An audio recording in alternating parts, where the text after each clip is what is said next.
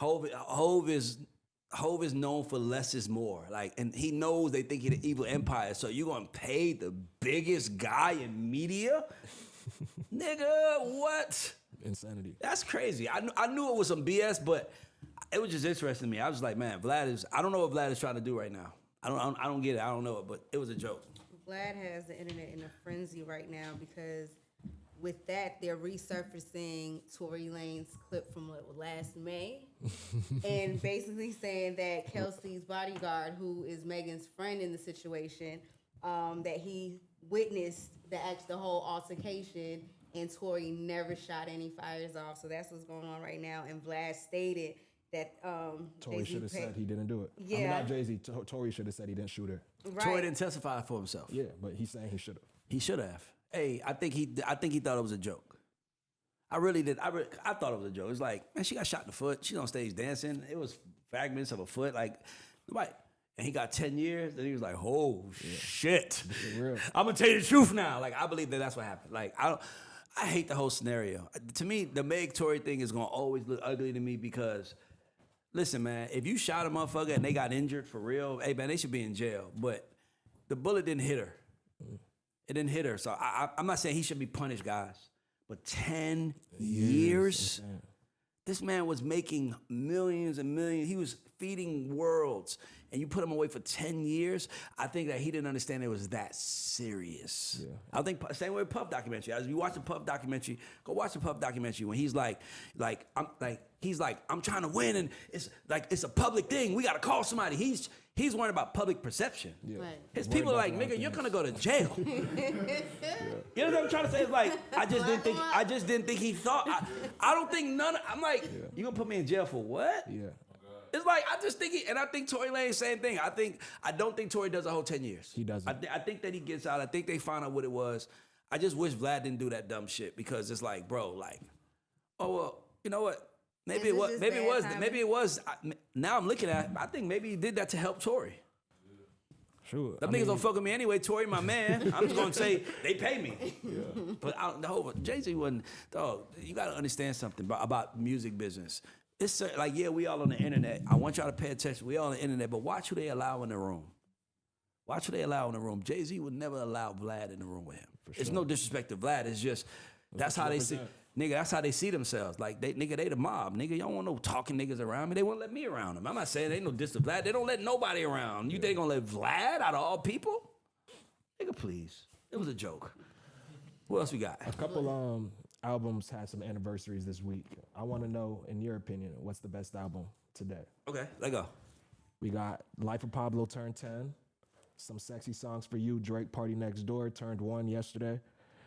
Frank Ocean Nostalgia turned 15. Frank Ocean's first album. Mm-hmm. Nipsey Hussle Victory Lap turned 8. Rest in peace to him. That's my favorite. And A Boogie's first album, Artist, turned 10 this year. What is the best project there? And I gotta say Artist because A Boogie still has a career off that album that really started things. Nipsey Hussle me.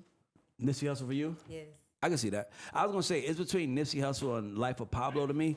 And the reason why is because Life of Pablo was, to me, the moment that it ushered in all the new guys. Like, cool. Just the new kids. That's like Kanye did the listening Lil Yachty, session, Lil Yachty, A$AP Rocky, MSG, Young Thug, Kid Cudi, all of the like young dudes rallied around him. And I think that was I think Victory Lap and that was like two of the biggest moments in hip hop history. So I'm gonna say they tied. Okay. Life of Pablo is definitely up there. Yeah, I said Artist, but I ain't gonna lie, I'm gonna have to rock with Life of Pablo too. That rollout was the greatest rollout of all time. Kanye came back. It was like ass on the cover, it was hard, bro. Yeah, you ain't lying. And then that started the next run, the Sunday service, and that was the beginning of all of the new stars. Ultralight Beam, Chance the Rapper. You ain't lying. Yeah. You ain't lying. What else we got? The Epstein files. Oh my God, Epstein. So let me just say this. I believe Epstein files are the end. I believe it might be the end for Hollywood. When you see Casey Wasserman sell his agency that he just yes. Wasserman sold? He's selling it. What? Oh, it's deep. Yeah. That's the biggest like represented marketing agency. Whoa. Yeah, he's selling the. It's the. So Wasserman, he's the head of the Olympics chair too. and that's what he's focusing on. That's what he's focusing on right now. He said he's selling his agency to focus on the Olympics. But think about this. Here's why he sold though. Here's why he sold. I'm telling y'all, this new world is different. Men got to get the fuck straight. He never even met Epstein. He met the lady Ghislaine about some business. Yeah. When his name was mentioned, his artist Chapel Roan was like, "You in them files? You can't be my agent no more." Fired him. He had to sell the agency because they started pressuring other artists like, "Y'all gonna work with this?" He didn't even did shit, and they called like, then they let him. He's selling his company now. It's a witch hunt. Bruh, the Epstein files might be the end. That might be the end of Hollywood as we know it. And here's the crazy part. The crazy part is that Lou Wasserman's grandfather is famous. Casey Wasserman's grandfather is a guy named Lou Wasserman, who is famous for building Hollywood. Really? He has a documentary in a book called. Nepotism, long line of nepotism. No. It's kind of like a ironic, like the fact that his grandfather was the guy the architect for building Hollywood, and he's the first thing to go from the Epstein files. Sheesh. Right, the first real major chip to fall from the Epstein files. Like you gotta remember, like it was another person that's like head of a major company, and then she's had like one of the banks, like not William Morris, but like Morgan Stanley or Wells Fargo. One of their CEO had to retire. So I think the Epstein files might be the line that we needed to draw in America for it to be the end. Yeah. Because powerful people, since the beginning of time, has been allowed to get away with. They think rules don't apply to them. Rules don't apply to them, and when you're seeing these new artists coming up saying, "Oh, you was with them, we don't fuck with you no more," putting morals over business, that's not something we've ever seen before. Never. That's the new MOB. But that's not Hollywood. Money over bitches in the 90s was the MOB in the 90s. The 2020 MOB is morals over business, nigga.